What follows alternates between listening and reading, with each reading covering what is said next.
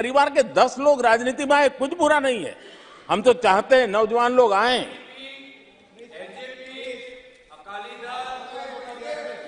हम भी चाहते हैं ये इसकी चर्चा करिए। हमारे साथ, आपके साथ मेरा विषय नहीं है। देश के लोकतंत्र के लिए परिवारवादी राजनीति, पारिवारिक पार्टियों की राजनीति, ये हम सबकी चिंता का विषय होना चाहिए। और इसलिए मैं किसी परिवार के 2 लोग अगर प्रगति करते हैं, उसको तो मैं स्वागत करूंगा। 10 लोग प्रगति करें, मैं स्वागत करूंगा। देश में जितनी नई पीढ़ी अच्छे लोग आए, स्वागत योग्य है। सवाल यह है कि परिवार ही पार्टियां चलाती है।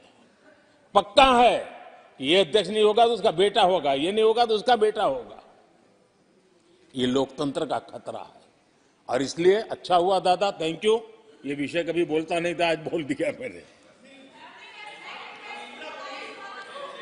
आदरणीय अध्यक्ष जी, एक ही प्रोडक्ट को बार बार लॉन्च करने का भरपूर प्रयास हो रहा है।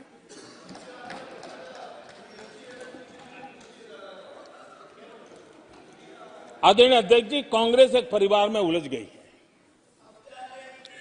देश के करोड़ों परिवार की आकांक्षाएं और उपलब्धियां वो देख पा ही नहीं रहे, देख सकते नहीं। अपने परिवार के बाहर देखने की तैयारी नहीं है। और कांग्रेस में एक कैंसिल कल्चर डेवलप हुआ है। कुछ भी है कैंसिल, कुछ भी है कैंसिल। ये एक ऐसे कैंसिल कल्चर में कांग्रेस फंस गई है। अगर हम कहते हैं मेक इन इंडिया, तो कांग्रेस कहती है कैंसिल। हम कहते हैं आत्मनिर्भर भारत, कांग्रेस कहती है कैंसिल। हम कहते हैं वोकल फॉर लोकल, कांग्रेस कहती है कैंसिल। हम कहते हैं वंदे भारत ट्रेन, कांग्रेस कहती है कैंसिल। हम कहते हैं संसद की नई इमारत, कांग्रेस कहती है कैंसिल। यानी मैं हैरान हूं, ये कोई मोदी की उपलब्धियां नहीं है, देश की उपलब्धियां है।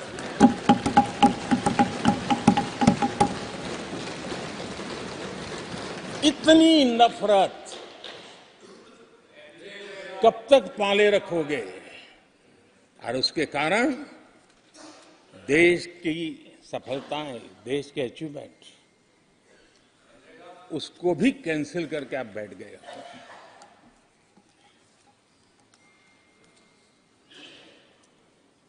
आदरणीय अध्यक्ष जी, राष्ट्रपति जी ने विकसित भारत के रोडमैप पर चर्चा करते हुए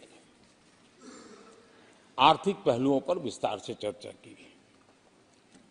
अर्थव्यवस्था के मूलभूत जो आधार है, उसके की बारीकी से चर्चा की और भारत की मजबूत अर्थव्यवस्था को आज पूरी दुनिया सराह रही है। पूरी दुनिया उससे प्रभावित है। और जब विश्व संकट से गुजर रहा है, तब तो उनको और ज्यादा अच्छा लगता है। G20 समिट के अंदर सारे देश ने देखा है कि पूरा विश्व भारत के लिए क्या सोचता है, क्या कहता है, क्या आशा करता है।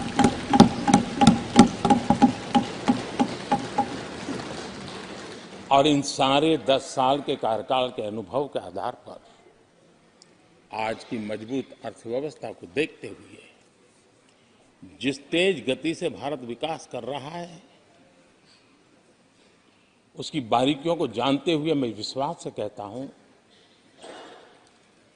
और इसीलिए मैंने कहा है कि हमारे तीसरे टर्म में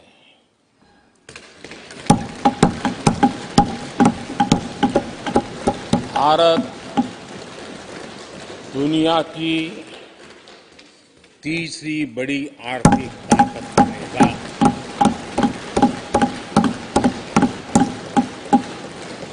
और ये मोदी की गारंटी है।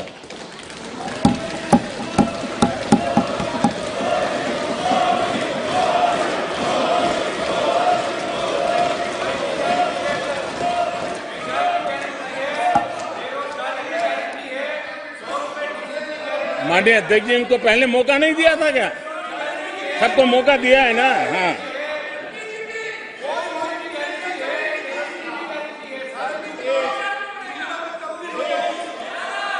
आदरणीय अध्यक्ष जी,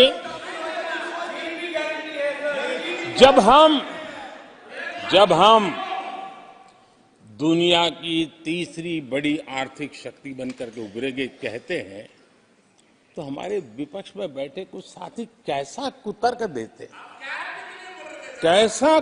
देते हैं। वो कहते हैं इसमें क्या है, ये तो अपने आप हो जाएगा। क्या कमाल है आप लोगों की।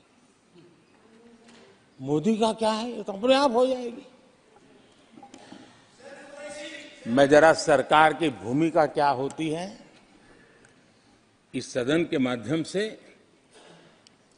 देश को और विशेष करके देश के युवा मन को बताना चाहता हूं, देश की युवा शक्तियों को बताना चाहता हूं कि होता कैसे है और सरकार की भूमिका क्या होती है। आदरणीय अध्यक्ष जी, 10 साल पहले 2014 में फरवरी महीने में जो इंटरिम बजट आया था,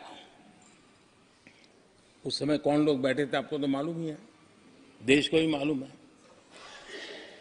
जो 10 साल पहले इंटरिम बजट आया था, उसे पेश करते समय उस समय के वित्त मंत्री ने जो कहा था, मैं उसको कोट कर रहा हूं, और एक एक शब्द बड़ा मूल्यवान है जी। जब आप लोग कहते हैं ना, ये तो अपने आप तीसरे नंबर पर जा ही जाएगा, ऐसा कहते हैं, उनको जरा समझना चाहिए। ये उन्होंने क्या कहा था, I now wish to look forward and outline a vision for the future. Vision for the future.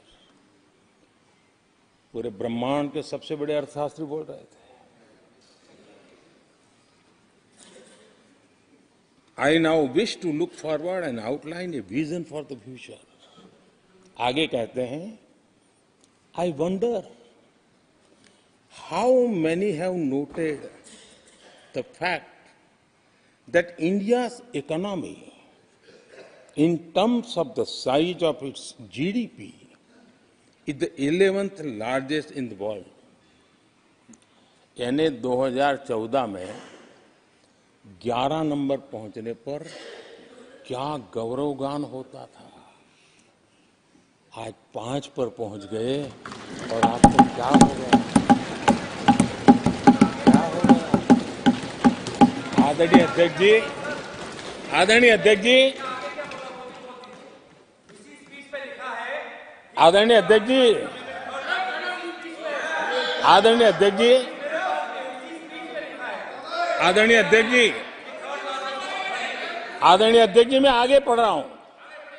Gogoi ji, thank you, आपने अच्छा कहा। मैं आगे पढ़ रहा हूं, ध्यान से सुनिए साथियों, ध्यान